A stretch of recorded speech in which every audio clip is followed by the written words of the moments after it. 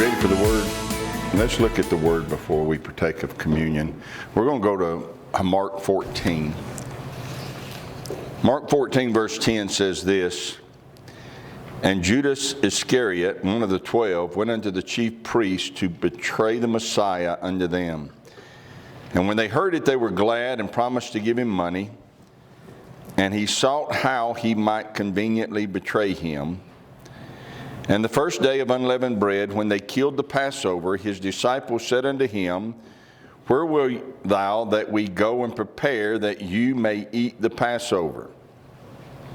Now that statement sounds confusing, but it really shouldn't confuse us. The day of the 14th leads into the night of the 15th.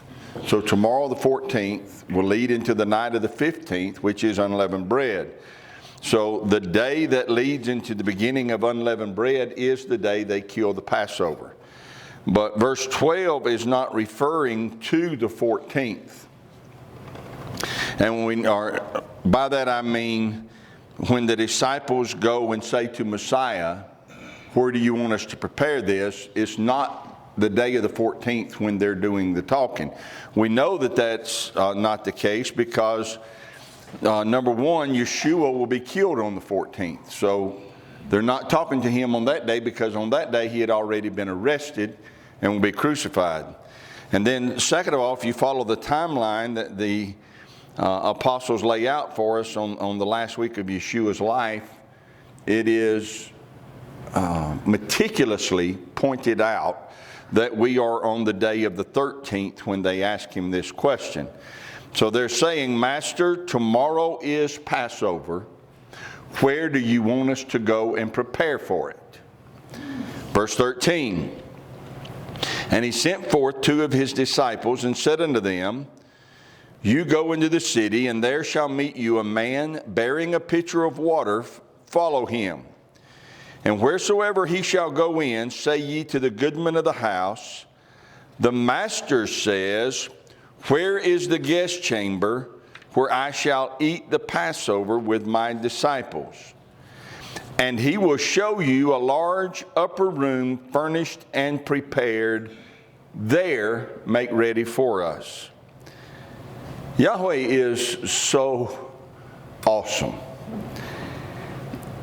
It is evident to me, it seems very clear to me, that the goodman of that house had heard from Yahweh to prepare a room. He and Yeshua have not gotten together beforehand and done so. But the goodman of the house had gone by word from Yahweh and had prepared an upper room. He didn't know why. He just knew he was supposed to. Now think about this. He's got a large guest chamber, an upper room. Tens of thousands of people have come into Jerusalem to celebrate Passover. Can you imagine what he could have rented that room out for? For people to stay, sleep, partake of Passover. I don't think it would be a stretch of the imagination to say he had done that in times past. But this year, he has that upper room furnished and prepared, but it's empty. Can you imagine that man's joy when the disciples of Yeshua showed up and said, "The master says, where is the upper room? Where is your guest chamber?" And can you imagine the joy of the disciples when he showed it to them, when he showed them that room and it was already furnished and prepared? What I'm trying to explain is there was a miracle that took place. See, they had no idea what was going on, and neither did that man. That man has prepared a room. The disciples don't know where they're going to do Passover, and Yeshua says, "Go to town, you're going to see a man with a pitcher of water, follow him. The house he enters into, ask the goodman of the house, where is your guest chamber?" So they find the man, they ask him, where is your guest chamber? The master has need of it. That man has prepared that room ahead of time, and he didn't know why until then. They have gone, and they needed a place to meet, but they didn't know where they'd find one with that many people in Jerusalem. It's just a magnificent miracle that takes place. The reward that man received for his obedience is far greater than any dollar amount he could have made by renting that room out. Because he listened to Yahweh. He prepared it and he held it back, not knowing why, until that day. We got to learn to listen when Yahweh speaks to us. Sometimes it's just a small impression, and sometimes it makes no sense to our analytical thinking, but we've got to learn to listen when Yahweh speaks and tells us to do things. He wants to work miracles for us, but the goodman of this house also shows us that he wants to work miracles through us. It's one thing for us to look into this coming year. We're in the first month of a new year. It's one thing for us to look into the coming year and say, boy, I've got miracles I want to see Yahweh work for me. But what if we started waking up every day listening to see if there are miracles that Yahweh wanted to work through us? And sometimes it might be something just as simple as preparing a room. Listening to Him to see what He would say for us, or say to us. Verse 16. And His disciples went forth and came into the city. They found as He had said unto them, and they made ready the Passover. And in the evening He came with the 12. That is the evening that you and I are commemorating tonight. Tonight is the evening of the 14th. This room was prepared on the 13th, just like their room was. And on the 14th, they came in together in the evening. Verse 18. Excuse me. Verse 18. And as they sat and did eat, Yeshua said, Verily I say unto you, one of you which eats with me shall betray me. And they began to be sorrowful and to say unto him one by one, Is it I? And another said, Is it I? And he answered and said unto them, It is one of the 12 that dips with me in the dish. The Son of Man indeed goes, as it is written of him. But woe to that man by whom the Son of Man is betrayed. Good were it for that man had he never been born. Understand, our first verse we read told us what Judas had done. He still has room to repent right here. He's being sternly warned. His inability to be forgiven for what he did would be his own fault if he moved forward from this point.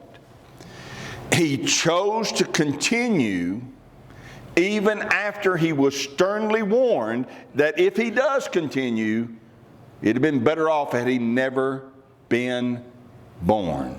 His unforgiveness is his own fault. Verse 22.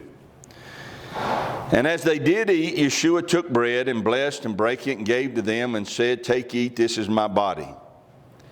And he took the cup, and when he had given thanks, he gave it to them, and they all drank of it. And he said unto them, This is my blood of the New Testament, which is shed for many.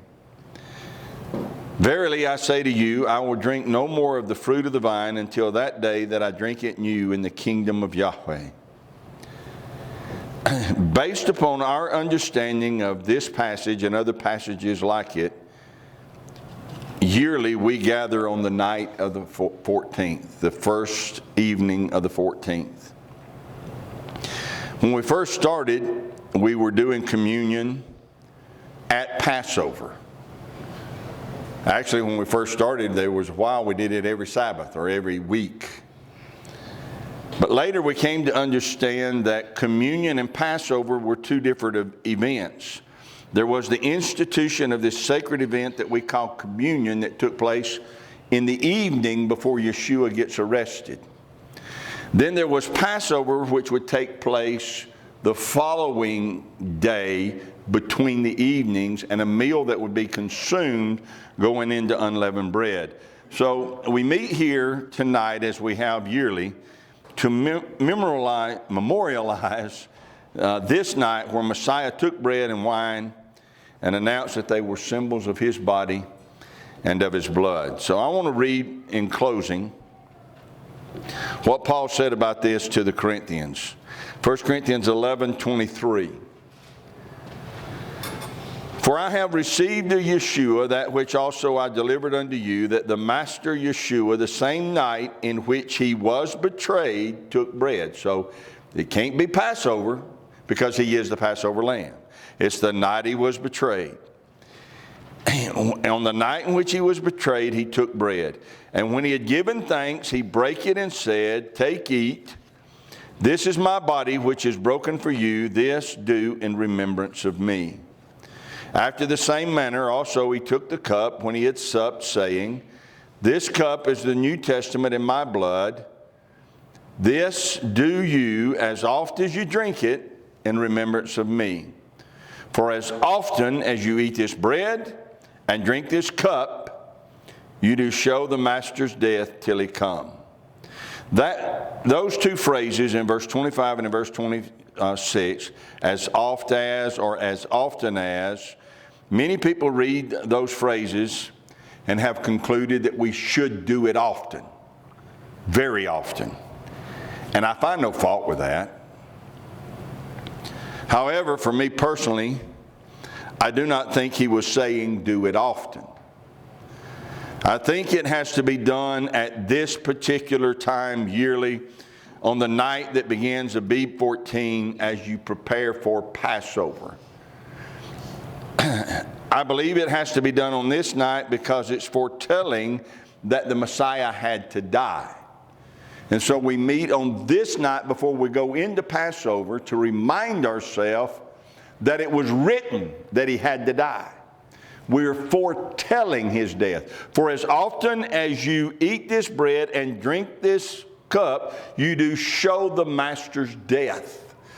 And Yeshua, when we read it out of Mark, he said, This is my body which is broken. This is my blood which is shed. There was a foretelling of his death. And so we meet tonight, and I think that's what makes this such a sacred, holy time. We meet tonight to foretell, to understand that it was prophesied, that it was spoken, that it had to happen. He said concerning Judas, the Son of Man must go as it is written of him. He has to.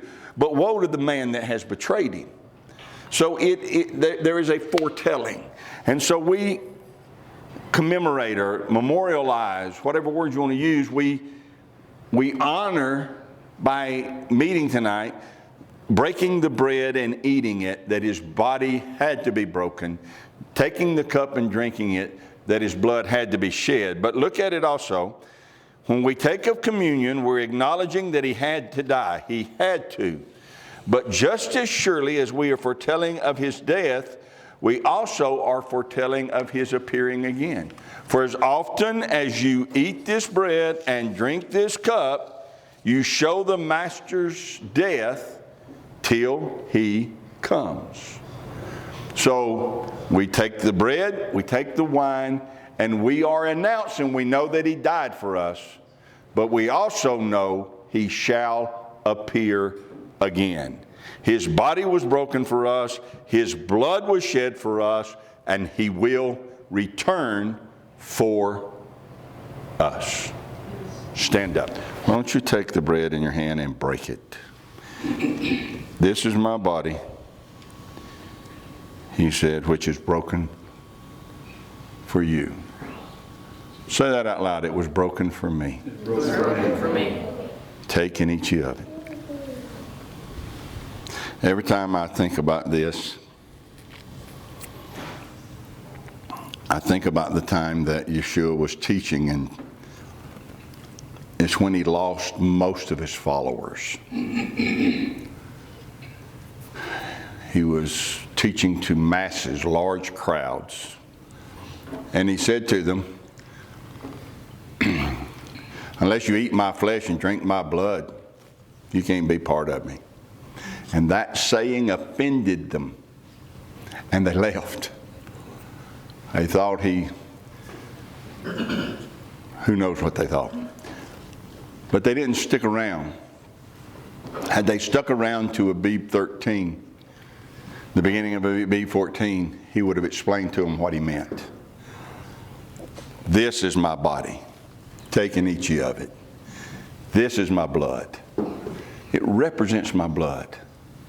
Take and drink ye of it.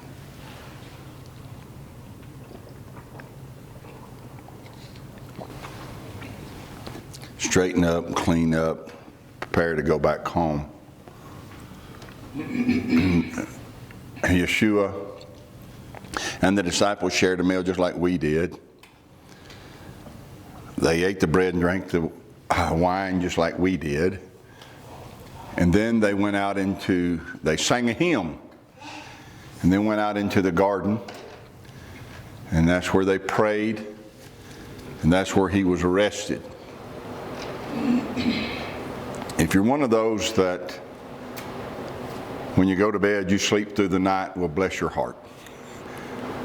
But most of us, I think, wake up during the night.